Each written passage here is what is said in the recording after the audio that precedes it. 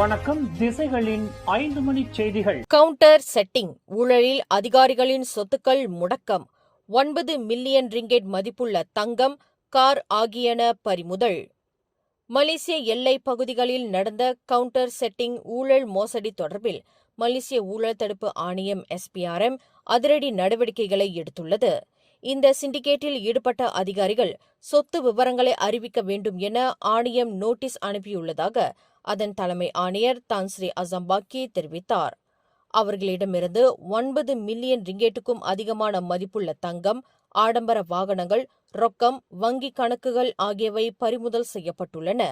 இந்த அதிகாரிகள் சட்டத்திற்கு புறம்பான நடவடிக்கைகளில் கிடைத்த பணத்தை கொண்டு தங்க கடைகளையும் தொடங்கியதும் பினாமி கணக்குகளை பயன்படுத்தியுள்ளதும் விசாரணையில் தெரியவந்துள்ளது.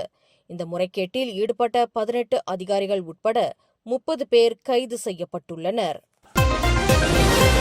சிங்கப்பூரில் மலேசியரான கே தட்சணாமூர்த்திக்கு மரண தண்டனை நிறைவேற்றப்பட்டதைத் தொடர்ந்து மலேசிய எல்லை கட்டுப்பாடுகளில் பெரும் கேள்வி எழுந்துள்ளது.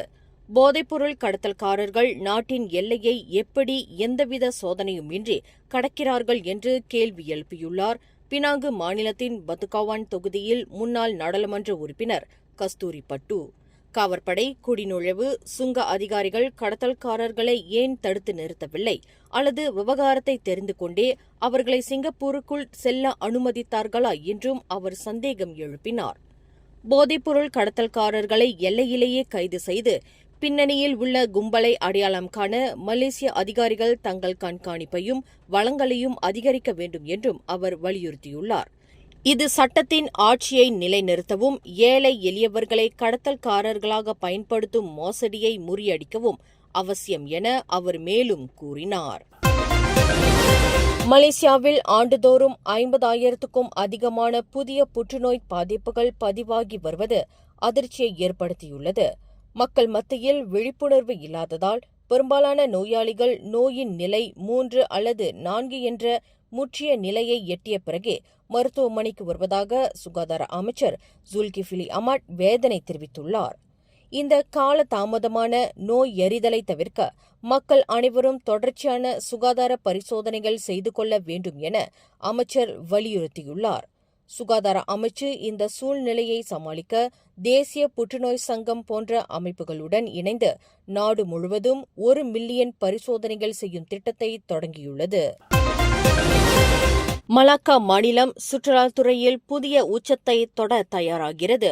இந்த ஆண்டு இறுதியில் மலாக்காவிற்கு வருகை தரும் ஆண்டு 2.0 திட்டம் மீண்டும் தொடங்கப்பட உள்ளது.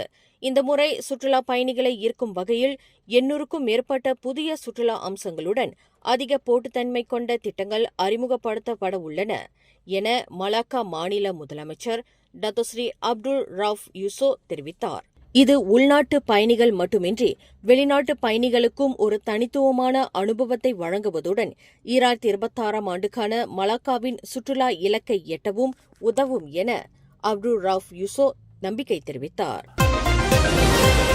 ஸ்லாங்கூர் மாநிலத்தின் அரசி தெங்கு பர்மைசுரி நோ ரஷிகின் அவர்களின் தாயார் ஏசா தஹார் அம்மையார் முதுமை காரணமாக இன்று அதிகாலை 5:15 மணியளவில் இயற்கை எய்தினார். அவருக்கு வயது 82. இந்த சோக செய்தி ஸ்லாங்கூர் அரசு அலுவலகத்தால் அதிகாரப்பூர்வமாக அறிவிக்கப்பட்டுள்ளது. அன்னாரது நல்லுடல் இன்று ஜோஹர் தொழுகைக்கு பிறகு ஷாலாம் அரச கல்லறையில் நல்லடக்கம் செய்யப்படும். ஜொஹூர் லக்கின் பகுதியில் அதிகாலை 2 மணியளவில் ஜொஹூர் குடிநுழைவுத்துறை நடத்திய அதிரடி சோதனையில் 104 சட்டவிரோத குடியேறிகள் கைது செய்யப்பட்டனர். இதில் 9 கைக்குழந்தைகளும் சிறுவர்களும் அடங்குவர். ரகசிய தகவலும் பொதுமக்களின் புகாரையும் அடுத்து நடத்தப்பட்ட இந்த 2 மணி நேர சோதனையில் பெரும்பாலானோர் இந்தோனேசியர்கள் கைது செய்யப்பட்டார்கள் என ஜொஹூர் மாநில குடிநுழைவுத்துறையின் தகமை இயக்குநர் டத்தோ முகமது ருஸ்டி முகமது டருஸ் தெரிவித்தார். செல்லுபடியாகும் ஆவணங்கள் இன்றி அதிக நாட்கள் தங்கியது உள்ளிட்ட பல்வேறு குற்றங்களுக்காக இவர்கள் தடுத்து வைக்கப்பட்டுள்ளதாக முகமது ருஸ்டி தெரிவித்தார்.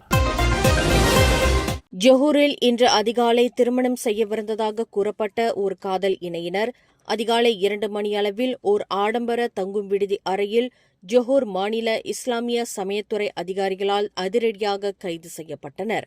கிட்டத்தட்ட 7 நிமிடங்கள் கதவை தட்டிய பிறகே அக்கதவு திறக்கப்பட்டது. கதவை திறந்த பெண்ணின் சலனத்தை கண்ட அதிகாரிகள் அறைக்குள் நுழைந்து சோதனையிட்டனர். படுக்கையில் போர்வையால் போர்த்தப்பட்டு கிடந்த ஆடவரை கண்டுபிடித்தனர்.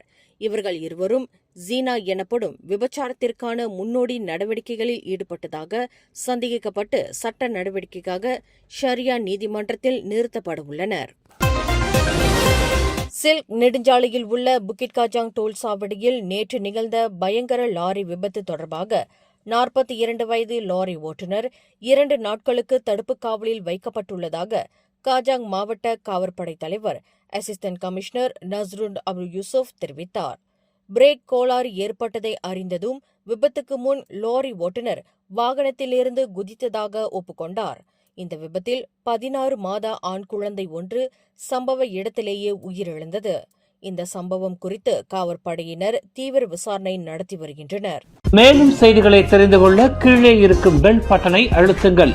உங்கள் மகிழ்ச்சியை வெளிப்படுத்த லைக் மற்றும் ஷேர் செய்யுங்கள். தொடர்ந்து திசைகளோடு இணைந்திருக்க சப்ஸ்கிரைப் செய்யுங்கள்.